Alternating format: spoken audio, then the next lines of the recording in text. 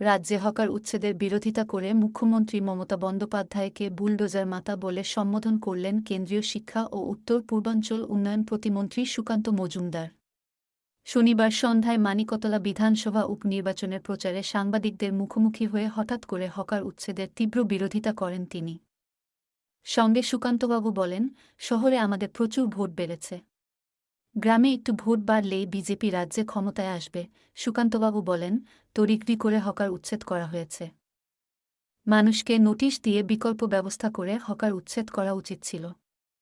আপনি কর্মসংস্থান দিতে পারছেন না, রাজ্য চাকরি নেই, শিল্প নেই, আর আপনি মানুষকে এভাবে উঠিয়ে দেবেন, এটা তো হতে পারে না।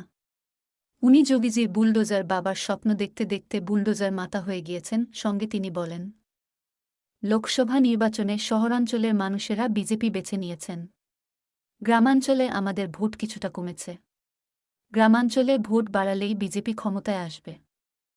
বলে রাখি, 2017 সালে উত্তরপ্রদেশে প্রথমবার ক্ষমতায় এসে বেআইনি নির্মাণ ভাঙতে বুলডোজার ব্যবহার করেছিলেন সে রাজ্যের মুখ্যমন্ত্রী আদিত্যনাথ। এরপর থেকেই বুলডোজার বাবা বলে পরিচিত হন তিনি। গত কয়েকদিন ধরে রাজ্যে হকার উচ্ছেদ ও বেআইনি নির্মাণ ভাঙতেও একই রকমভাবে ব্যবহার করা হয়েছে বুলডোজার।